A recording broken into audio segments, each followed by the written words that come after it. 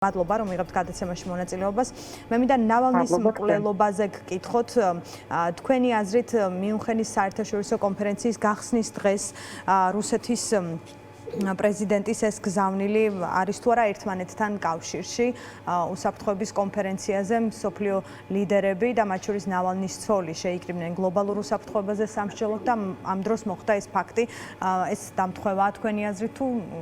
განზრახ დამთხევა? მე ვერ გეტყვით პუტინს რა აქვს აზრად ამ შემთხვევაში ვადასთან დაკავშირებით, მაგრამ მოცემულობაში ეს რომ გზავნილია როგორც დასავლეთისთვის, ასევე რუსეთის ფედერაციის მოქალაქეებისთვის წინასაარჩევნოდ ეს ხადია, აქ ერთის მხრივ ნავალნი იყო ოპოზიციონერი, რომელიც უკეთესი რუსეთის იდეის გამო იყო საპატიმროში, ის მიუხედავად იმისა, რომ მოწამლა პუტინმა ამ შემთხვევაში დაბრუნდა რუსეთში და იხდიდა უკანონოს სასჯელს, შესაბამისად ის შეეწირა უკეთეს რუსეთის იდეას, მიუხედავად იმისა, თუ რა პოზიციები ჰქონდა საქართველოსთან მიმართებაში, რასაც ჩვენ ვფიქრობ, რომ ყველა გვახსოვს, მიუხედავად მისი გარკვეული კომენტარისა ამასთან მიმართებაში, მაგრამ ეს არის გარკვეულწილად წინასაარჩევნოდ, მიუხედავად იმისა, რომ მას არჩევნებში საფრთხე არ ემუქრება, მათ შორის იმედის მოკლა რუსეთის მოქალაქეებისთვის, იმ მოქალაქეებისთვის, ვისაც უკეთესი რუსეთი პუტინის გარეშე სურს, მაგრამ ამ მოცემულობაში ჩვენ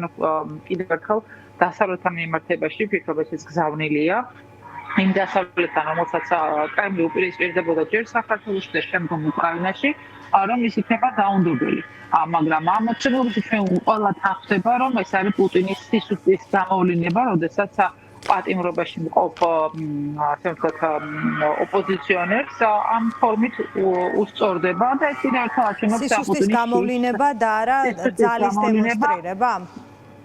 ძალის დემონსტრირება სისუსტის გამოვლინებით.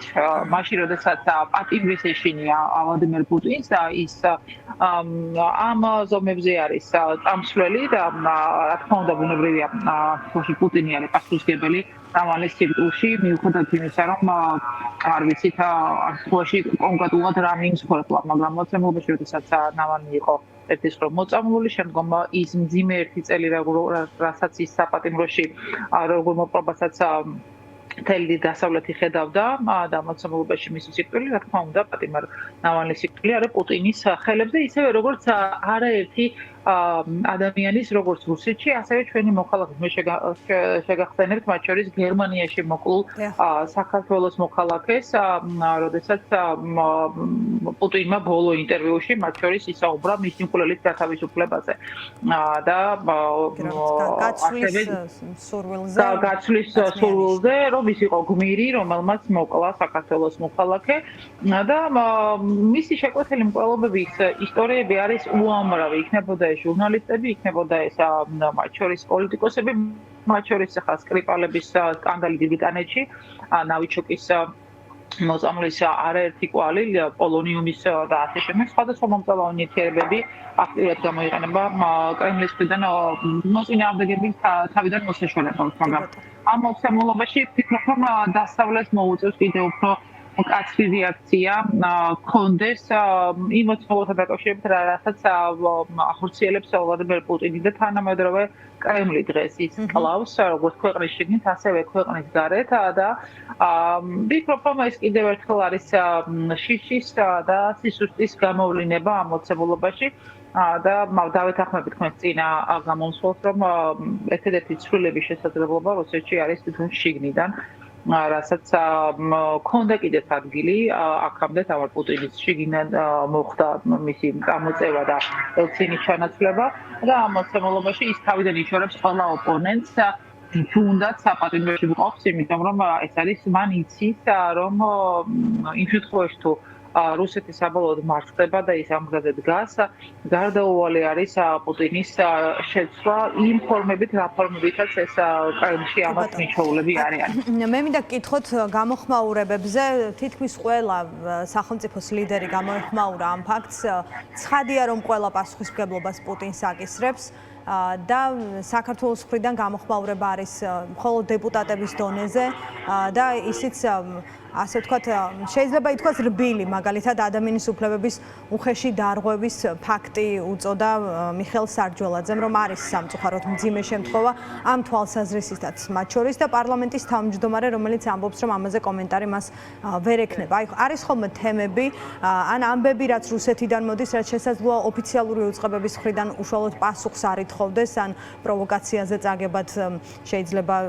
ჩაითვალოს, მაგრამ ეს იყო თუ არა ისეთი შემთხვევა, რასაც უნდა ჰქონოდა რეაქცია საქართველოში. სიმართლე გითხრათ, მე ძალიან მიყვირს ის გაოცება, რომელიც ქართულ მედიაში არის შალვა პაპუაშვილის არაკომენტართან დაკავშირებით. მოცემულობაში, როდესაც ხანგუშვილი, რომელიც საქართველოს მოქალაქე იყო და გერმანიაში მოკლეს, ამაზე არანაირი პოზიცია საქართველოს არ დაოფიციალია, მიუხედავად იმისა, რომ პუტინი კვლავ საუბრობს მის მკვლელობის საჭიროებაზე, ასე რომ ვთქვა, და მოცემულობაში, როდესაც ისინი ვერ ახერხებენ პარლამენტში პოზიციის დაფიქსირებას რეზოლუციის მეშვეობით ანექსიურ პროცესებზე იქნება ეს ჩვენი თანამოქალაქის გენდურის პროლობაზე თუ სხვა რატომ ველოდებით ახლა რომ დადგება შალვა პაპუაშვილი და დაგმობს კრემლის ავტორიტარულ რეჟიმს და იმას თუ როგორ ექცევა საკუთარ მოქალაქეებს ის აბსოლუტურად მე მოლოდინი არა მაგრამ კარგია რომ მიხეილ სარჯველაძემ რომელიც ადამიანის უფლებათა კომიტეტის დაცვის კომიტეტის თავმჯდომარეა ადამიანის უფლებების ჭრილში მან შეაფასა ეს ყველაფერი მაგრამ ახლა შალვა პაპუაშვილს მაინც განათლება უნდა ქონოდა ადამიანის უფლებების კუთხით რომ ეს მაინც ეთქვა ხომ გასაგებია რატომ არ ამბობენ ისინი ერიდებიან პუტინის წინააღმდეგ ნებისმიერი კრიტიკული პოზიციის გახმოვანებას არა მხოლოდ იმის გამო, რასაც ის საკუთარი მოქალაქეების და ქვეყნის შიგნით ახორციელებს, არამედ იმის გამოც, რასაც ის